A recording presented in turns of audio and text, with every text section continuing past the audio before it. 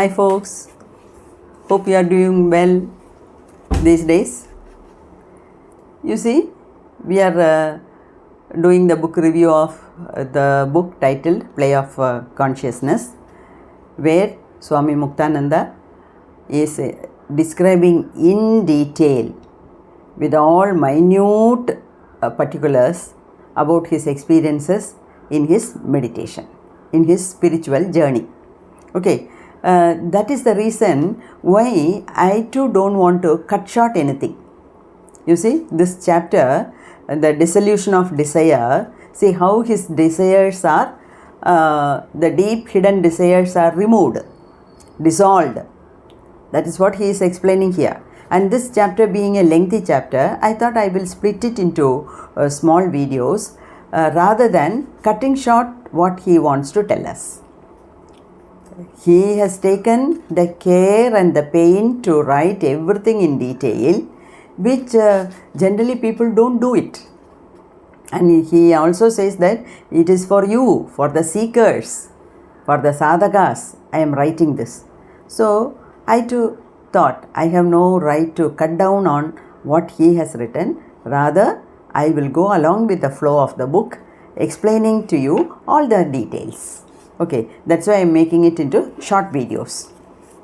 Okay, so yesterday we have seen some part of it where his sexual desires are at the peak, and he is totally disturbed because of that. Because he says, in two places he has written in this chapter itself, you see, I have done Siddha Sadhana,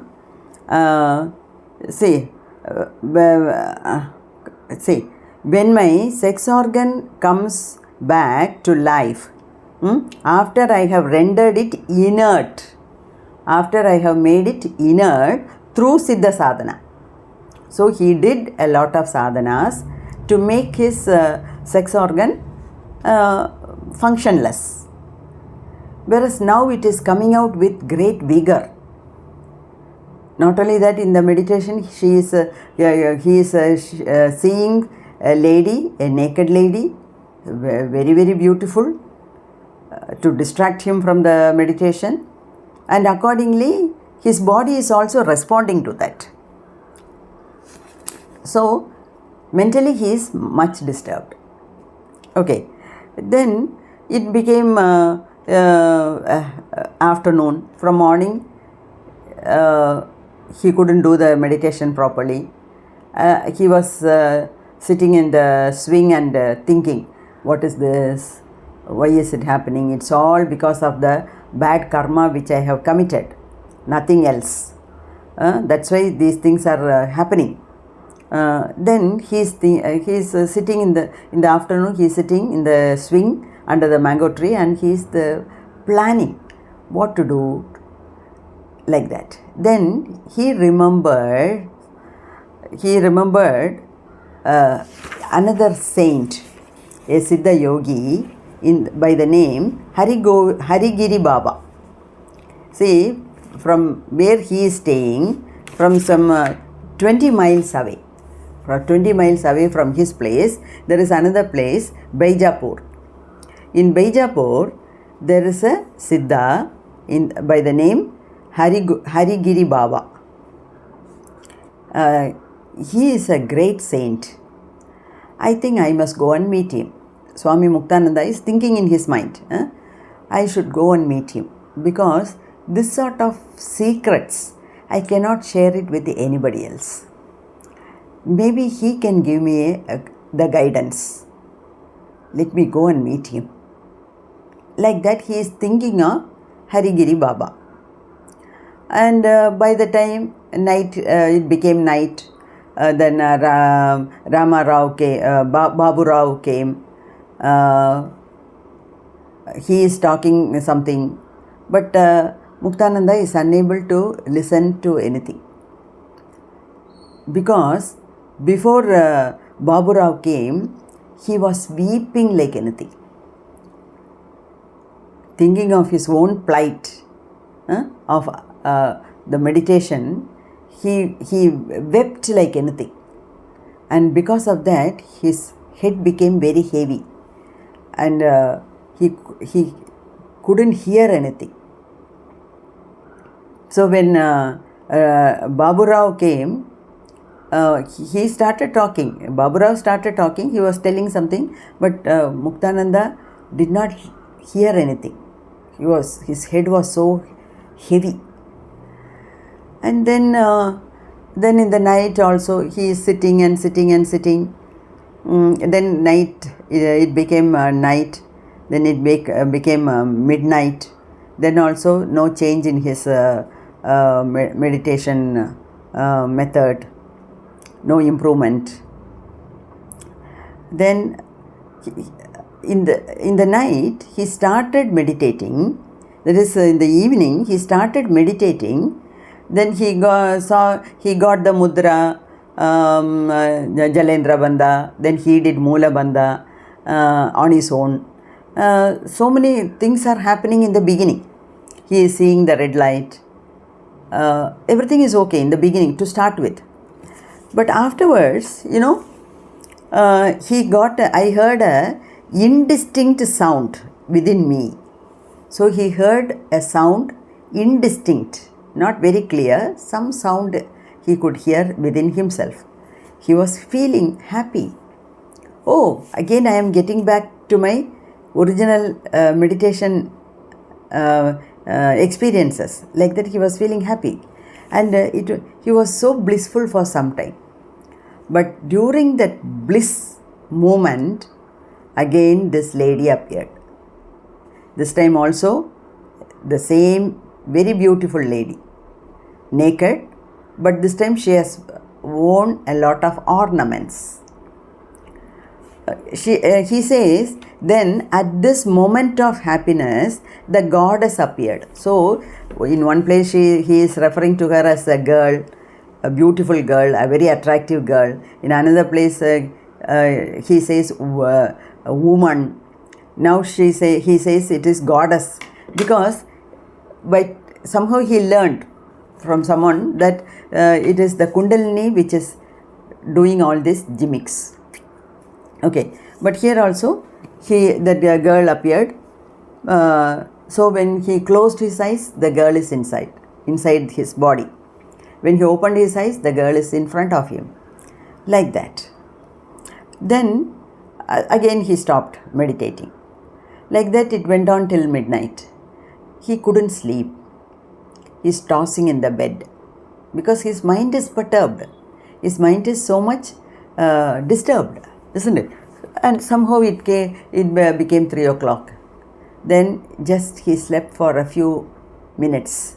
And then as usual, he got up, he took bath, and he is trying to sit in the meditation again.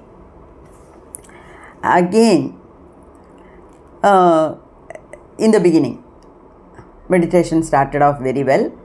Tantric postures he is getting. Then the red aura everywhere.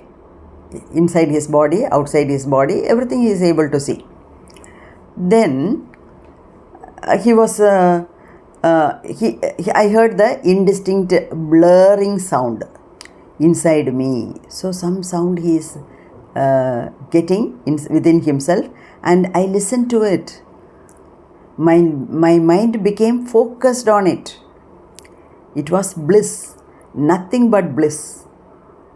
So to that extent, he is going into the blissful state after listening to that sound. Then an oval shaped white light, a little larger than a large plum, appeared with the red light. So already he is seeing the red light. Along with that, now a white light appeared and quickly disappeared again. That white light is coming, white light is disappearing. As soon as it comes, it disappears. Whereas the red light stays on. Okay, earlier also he met the same thing. He met with the same experience. Then, so encouraged by the new experience, he started thinking of his guru, he started meditating.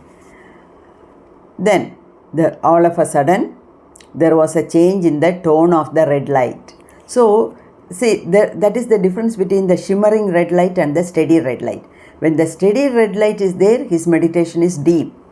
When the red light is shimmering, some disturbance. It is indicating some disturbance. Though it was still red, but it was the tone, the color changed slightly. Then what? The woman came. It was too much. I was confounded. The lady appearing in the meditation is definitely disturbing him so much. Then this time she was beautifully adorned and extraordinarily attractive. Then his mind also becoming restless. Then he is writing, my sexual organ became agitated with great force. When I open my eyes, I am seeing her outside my body. When I close my eyes, I am seeing her inside my body. Then what happened? I am just reading it out to give you the full impact. Tearing my loincloth, my generative organ dug forcibly into my navel. So his penis tore open the loincloth, came out of it, and it went inside the navel. And it remained there, where it remained for some time. It remained inside, that is, it entered into the navel region, and it remained like that for quite some time. He is fully conscious of what is happening to him. He is aware of what is happening, but he is unable to do anything. He is helpless because things are going beyond his power, beyond his control. Okay, then see, usually for his meditation he used a muslin loincloth. Muslin cloth is a very good quality cloth. Maybe somebody gifted him. So my muslin cloth is from foreign origin. I think it came from Egypt or Arabian countries. A very fine cotton cloth. And he used to keep this muslin cloth separately for his meditative purpose. And for us also, it is better when you meditate to keep some separate clothes. You keep it separately, you wash it and wear it. It need not be ironed, it need not be a new cloth every time. It can be of some white color, light color. I used to keep like that separately. For some time I was practicing like that. You see, after attending Samyama in Isha Yoga Center, Sadhguru motivated us so much to get up at 3 o'clock. So I used to get up at 3 o'clock. And for Samyama, we were asked to bring for 8 days 8 white dresses. So I stitched 8 salwar kameez and took it there. So I thought, what am I going to do with all the 8 chudidars, white in color? Let me use it for my meditation. Like that, I used to get up at 3 o'clock, I used to take bath, and I used to wear this white chudidar and sit for my meditation. Like that. You see, he also used a separate muslin cloth for his meditation as a loin cloth. But when it got torn, he really got angry. I got very angry. So angry that my mind became clouded. And by the time it was, say, 5 o'clock in the morning. Then I got up, put on a new loin cloth and went outside. Then sitting in the swing under the mango tree, he is lamenting. It is my bad karma. You see, I remember now I will either go mad or do something terrible. I remembered my karma and I was very worried.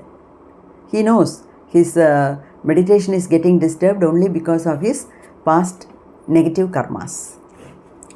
Then he is thinking again. Then again he started doing his meditation. Again he sat. Then now, you see, so I went inside and again sat for meditation. It started immediately. He went into meditative state. Now I began to roar like a lion. Look at this. What a pitiable condition. Earlier, he made noise like a camel. Then he made noise like a tiger. This time, it is like a roaring of a lion. My tongue came out. My tongue came right out of my mouth. I went on roaring for 45 minutes.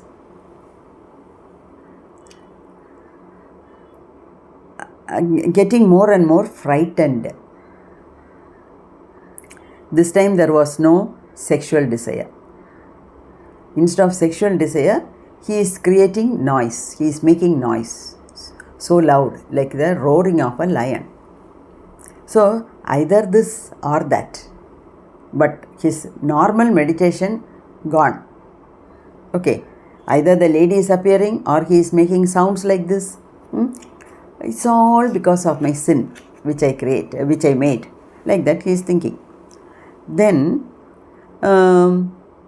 he came from the yes. Like that he was feeling very sad. Then shortly afterwards, he is seeing a tonga coming near his mango tree. Tonga means like it's a small vehicle like an auto rickshaw. It is driven by a driver. The driver will sit outside, whereas it's a closed cover, and the people who are traveling will sit inside. So he saw a small tonga coming and standing, stopping near the mango tree.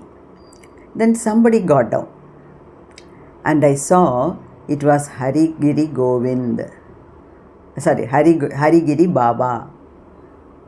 He is a very strange Avaduta and a great Siddha Yoga. My mind was filled with happiness, joy. I got off from the swing and stood there waiting for him to get down from the tonga. Then he started to call out to me from the tonga, "Oh King, oh Emperor, oh Swami, get up, come. Like that. And saying this, he burst into laughter. Okay. Then he is telling a few words about Harigiri Baba.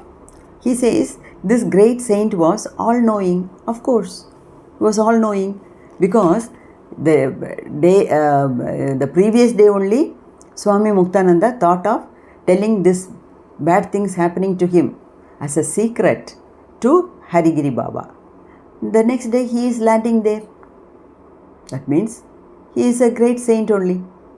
Isn't it? What Muktananda thought in his mind, he could read. That is the indication that he is a great saint. No need to explain more. He was all-knowing. He was always laughing. He used to wander along river banks. See, I am reading it out so that you get the real impact of it. Wearing an expensive pair of shoes. His description. So Harigiri Baba is always wandering near the riverside, and he is having a pair of shoes, costly, expensive shoes, a silk turban, a coat, and 3 or 4 more coats on top of that. Maybe to save him from the severe winter. Or maybe his body is so powerful, it is emanating light, and he doesn't want to reveal it to others. Because in Chennai, in Tamil Nadu, there was another saint, Vallalar, Ramalinga Adigalar. Now, he used to cover his whole body with white dhoti from head to foot. When somebody asked him, he said, see, there is because of my sadhana, a lot of light is coming out, and that is why I don't want to disturb others with that. That's why I am covering myself. Maybe Harigiri Baba also is having such wonderful things, and so he is wearing coat after coat to hide this, or maybe to safeguard from the winter, because in north during the winter time it becomes really severe. Then whenever he felt hungry, he would call out to someone, give me something to eat, and then he would eat. Then when he finished, he would wash his hands and leave. He was a saint who was like a wandering spirit. He used to collect small stones from the river. He would look at one stone, then at another, and say, yes, very good. You are worth 200,000. He like that. He talked to himself like this and wandered alone, wandering here and there, always walking very quickly. He would go to the river bank at 2 o'clock in the morning, early morning, and come back at sunrise. When he spoke, it was hard to understand what he was saying. So this is a small description for us about Harigiri Baba. Then when he came near Muktananda, he bowed to him. They both love each other because they are in the same wavelength. Okay. Then he said, that is, Swami Muktananda loved Harigiri Baba, and Harigiri Baba also loved him so much. Baba, things are going badly for me. I am not in a good state, he said. Who? Swami Muktananda. Then Harigiri Baba said, I know. See, I know. Give me 2 rupees and I will tell you. Then Muktananda knew the way he liked to make jokes. Whenever he came and you asked him something, he would demand money. Like that only he is asking for 2 rupees. Even now he asked for some. I gave him 2 rupees.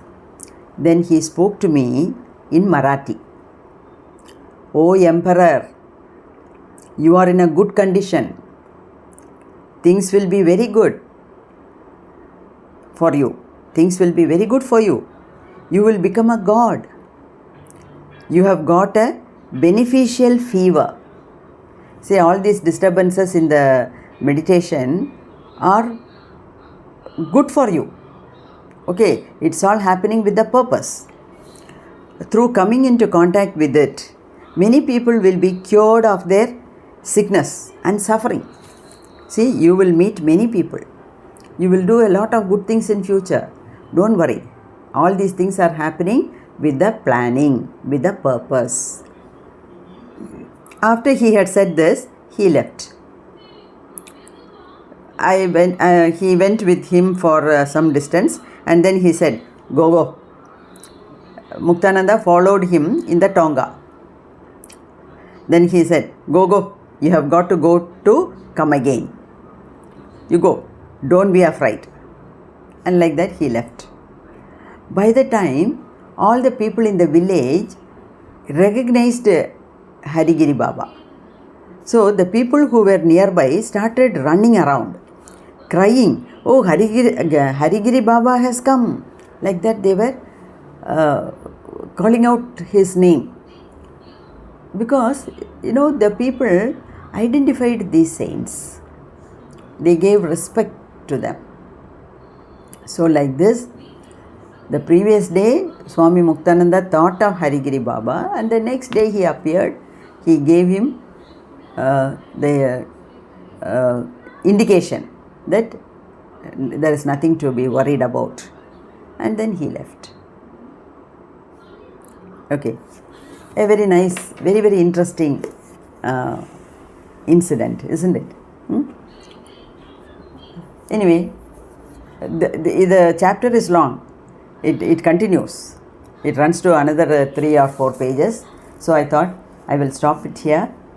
I am giving you time to think about it and to enjoy the feeling when you listen to this.